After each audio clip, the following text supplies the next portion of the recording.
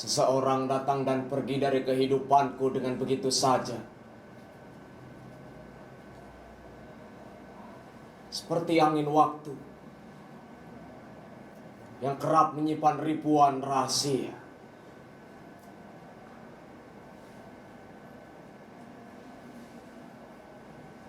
Begitulah adanya kehidupanku. Aku terbentuk, terpatok, terpenjara, terkontaminasi, terseok-seok menjadi sosok diriku. Aku lahir dan tumbuh, sampai akhirnya terpatri di tempat ini.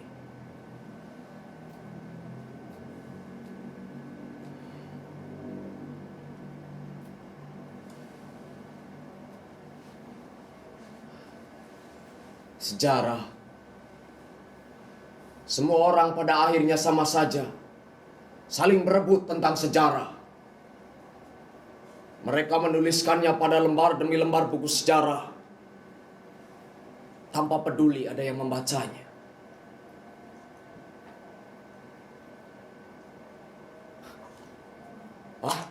Ya, benar.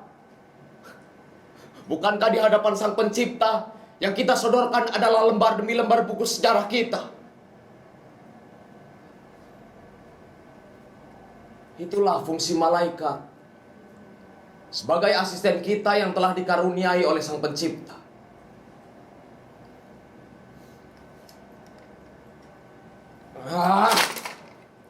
Apa peduliku tentang dogma-dogma?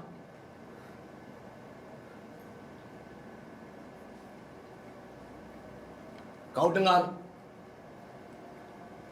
Ketika lonceng gereja berbunyi, tak akan ada lagi biara-biara suci. Tak akan pernah kalian dengar lagi nyanyian kur. Dan ketika gema azan berkumandang, tak akan pernah kalian dengar lagi kiai yang membawa santri-santrinya pergi berjamaah.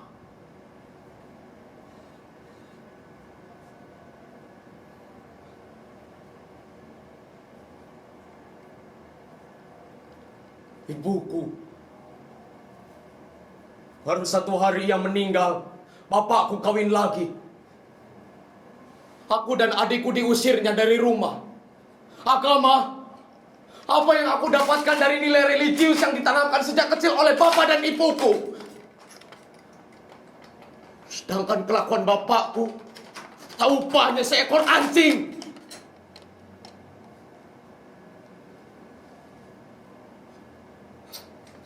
Aku tak mau disebut durhaka. Aku tak mau dibilang jadah. Aku tak mau mengamalkan aji air susu dibalaskan dengan air tuba. Itulah sebabnya aku membunuh mereka sekaligus.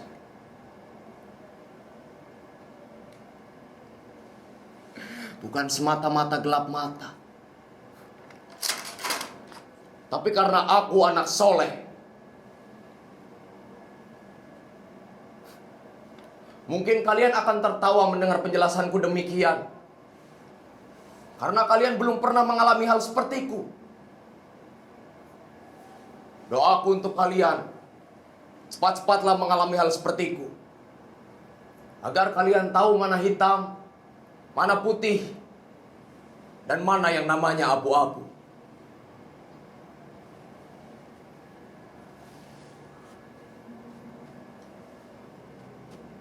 Malam itu,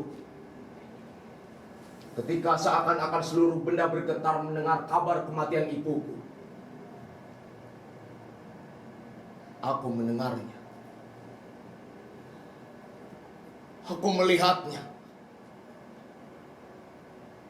Aku melihat sesungguhnya senyum dari bibir bapakku yang tebal dan berlapis nikotin. Aku tak tahu maksud senyum itu. Apakah ia berusaha untuk menghiburku?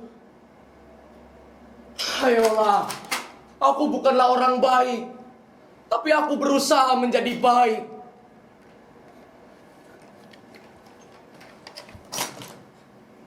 Tanpa sepengetahuan ibuku, aku adalah peminum minuman keras, pencandu narkoba, sesekali berjudi, dan main perempuan sebagai tambahannya. Tapi bagiku itu sah saja dilakukan. Hidup adalah pilihan, bukan? Seperti kedua orang tuaku yang memaksaku untuk kuliah demi mencapai sebuah prestisius dalam kehidupan bermasyarakat. Ya,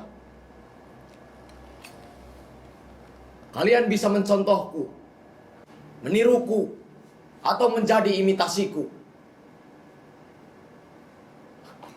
Atau kalian ingin menjadi seperti ibuku? Ibuku lahir dari keluarga yang terpandang, disiplin ilmunya tinggi, nilai-nilai religiusnya yang mantap, kekayaan orang tuanya paling terkenal di kota ini. Sedangkan Bapakku lahir dari keluarga strata sederhana. Ia adalah supir ibuku ketika masih perawan. Entah bagaimana, entah kenapa, dan entah siapa yang memulainya. Kehidupan majikan dan pembantu berubah bahagia. 1 tahun kemudian aku pun lahir, putra sulung yang memilih hidup di zaman koplo. 5 tahun berselang, adik perempuanku pun lahir. Perempuan, kecantikannya seperti ibuku ketika masih perawan. Lastri Kinasih namanya. Menurut ibuku, Lastri Kinasih diambil dari kata lestari dan kasih, di mana penjabaran selanjutnya adalah sifat sang pencipta yang mengabulkan segala doa. Lastri kecil perlahan-lahan tumbuh menjadi kembang desa. Kecantikannya harum mewangi, menjadi momok sekampung. Tapi karena kecantikannya, kerap ia menjadi korban pemerkosaan. Bukan hanya oleh orang lain, teman-temannya, bahkan bapakku. Sejak itulah, nafsu membunuhku pun tumbuh. Semua laki-laki yang dekat kepadanya kulibas habis di tanganku.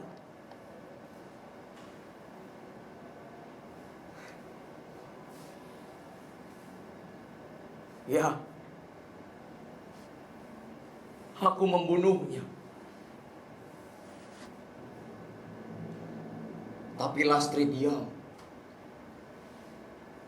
Tak ada komentar. Bahkan ketika bapak Anda memerkosa Lastri, Lastri hanya berkata, "Mas, aku mohon jangan beritahu ibu. Ibu pasti shock berat karenanya. Aku mohon, Mas. Aku mohon. Cukup saja kita yang tahu. Ibu jangan." Bunga-bunga layu di mata. Usia dimakan masa. Kematian ibukulah pangkal dari semua kekacauan ini. Anting, rambut gimbalku tak kuasa menahan tangis di depan jasad ibuku.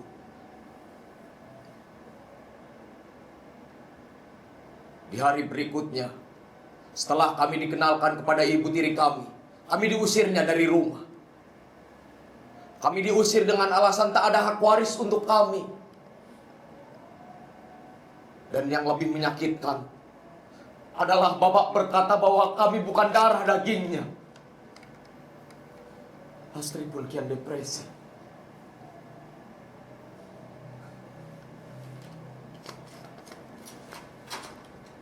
Malam itu bagi kami adalah laksana kawah luka. Figur bapak yang tegas, ibu yang nyantik, seakan-akan lenyap di telan duka raya. Mas, adakah ibu kita sebinal itu? Hamil di luar nikah sebelum mau menikah dengan bapak.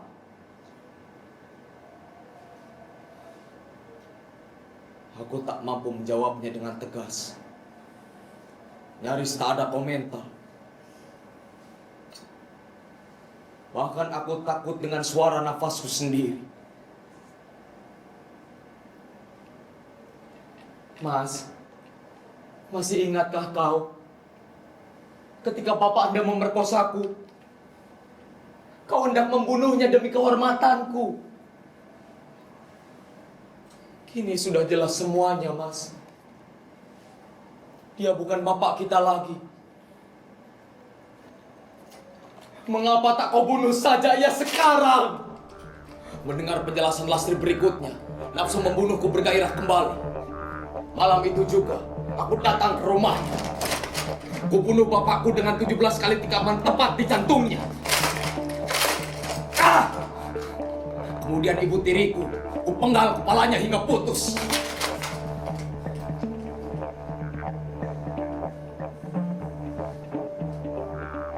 Aku terbilang profesional dalam membunuh. Tidak ada bekas yang ditinggalkan polisi.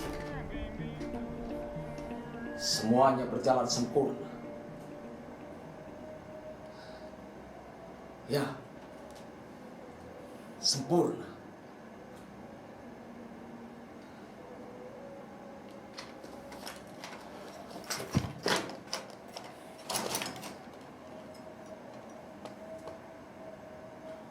Etik pun bergairah kembali. Lastri kian lama kian seperti aku. Suka mabuk-mabukan. Tak ada lagi ayat-ayat kauniyah yang keluar dari rahim mulutnya. Dan ketika senja menjelang, Lastri jadi rakus, liar, ganas, dan melupakan hubungan saudara. Sampai akhirnya, kami pun melambang sari.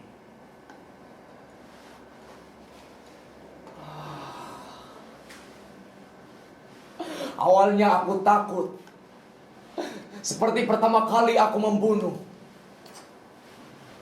Tapi di sisi yang lain, aku merasa bangga.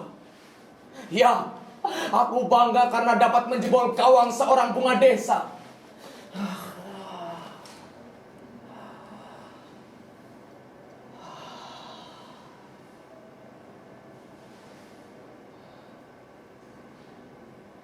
Di malam seusai pesta koplo dibaluti dengan nafsu purbawi, aku bercerita kepada Lastri bahwa akulah yang telah membunuh orang tua kita.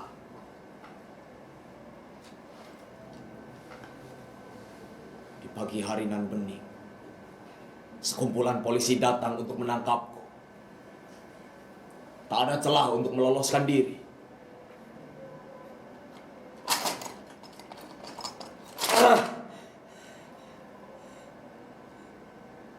Ketika tanganku lemas dalam borgol, aku melihatnya. Aku melihatnya lagi. Aku melihat sesunging senyum dari bibir orang yang pernah kupanggil Bapak, kini mekar di bibir Lastri.